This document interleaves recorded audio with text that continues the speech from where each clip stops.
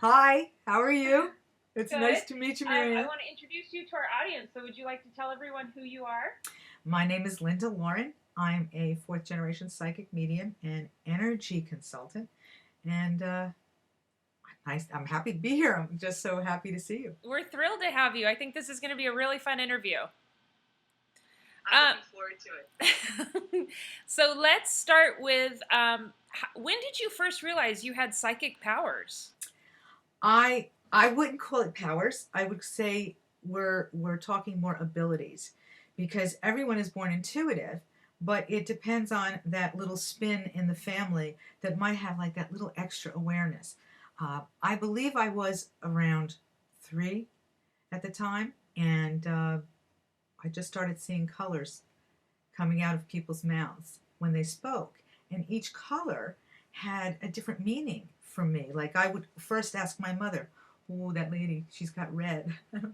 Was something wrong? I think she's sad." My mother would say, "No, no, no, no, no, no, no. She's just learned she's going to have a baby."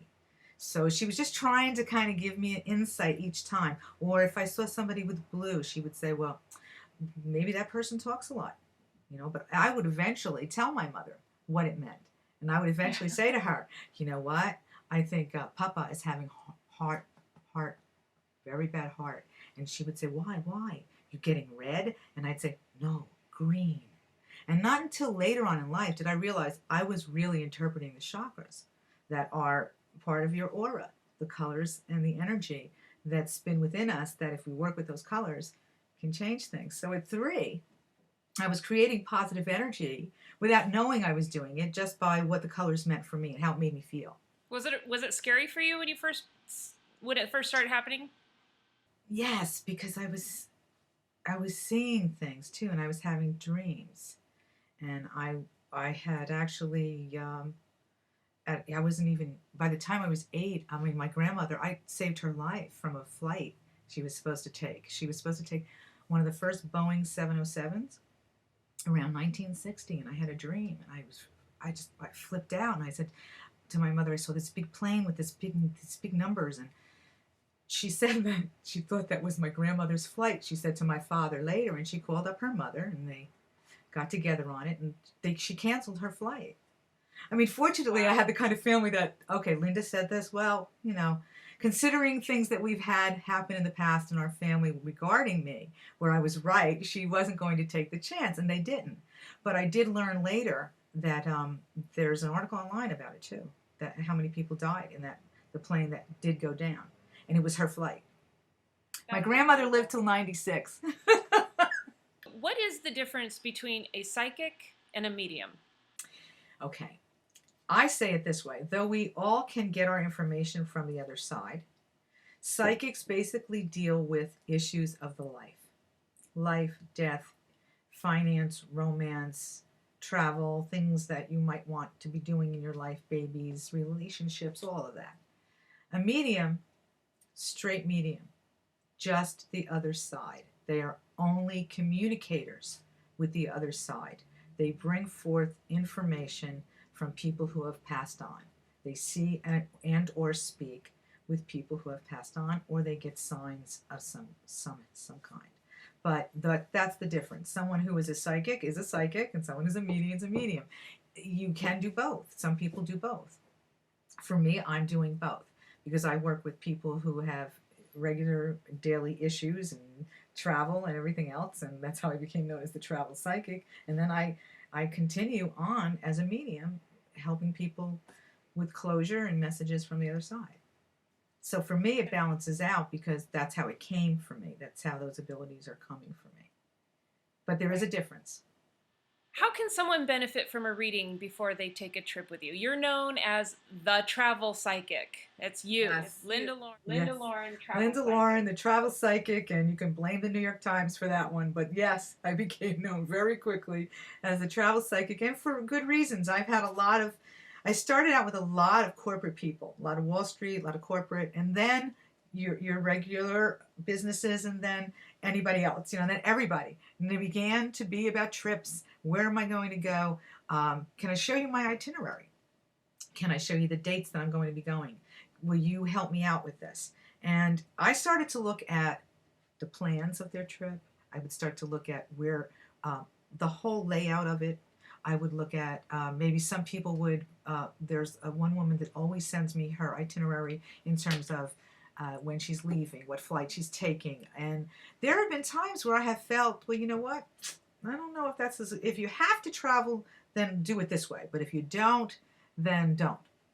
You Okay. know, but you know, then don't go. There are different ways to approach that. But I began to get a really high success rate, especially for people who were abroad, if they were taking trips overseas. And it was just, my God, okay, I just avoided a lot of things, and it was really less taxing.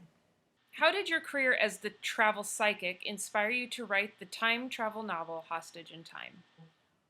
Hostage in Time was really originally came out of my meeting Thomas Edison's spirit, because I live near the Edison home, and then taking that further into myself as a medium, and then bringing all of that together with the history of my travels. So all of my travels have really, I mean, I've met people that and had experiences in terms of, like, you went to ghostly stories that have made me want to travel more, but travel more in terms of, hey, different times. What is that? You know, different times. I'd love to travel to different times. What would it be like? Well, the only way we're going to find that out is to actually preserve what we have.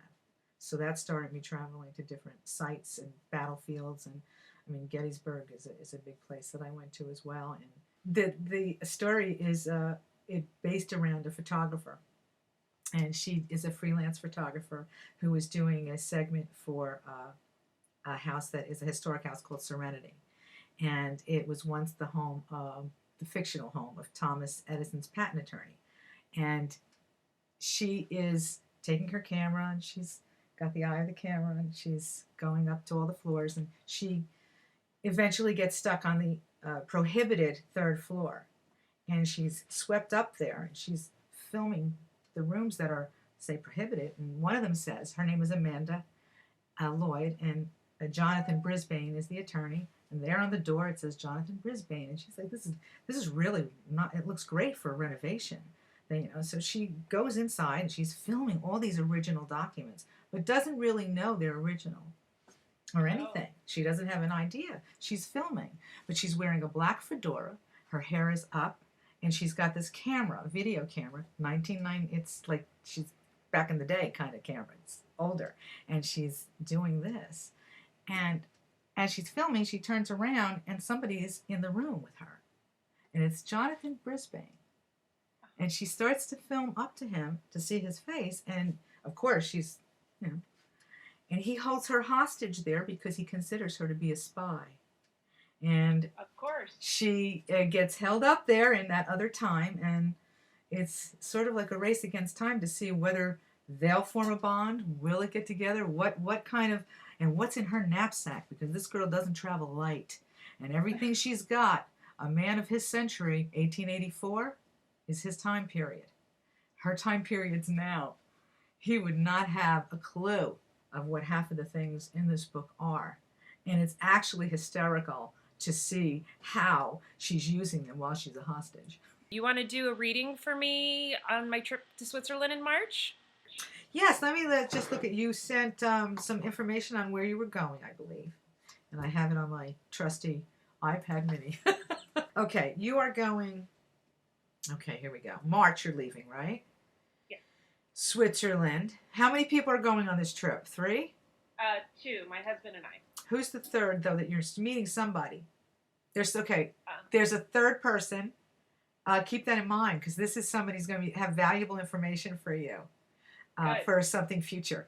Very, very, very good. Weather's iffy. So Yeah, I'm plan for iffy. All right. Success with your project, right? You wanted to know? And how it will be traveling from place to place. Okay. Well, I'm not feeling that you're going to have an issue with travel. I will say to you, what are you using for your communication mostly? An iPhone? What is it? iPhone and computer, laptop. Okay. Do you have a code on your iPhone? A passcode, yeah. Okay. As long as you have a passcode, I'm okay. Passcode everything. Okay. Everything. Now, I'm not Everything. suggesting that you're going to lose something.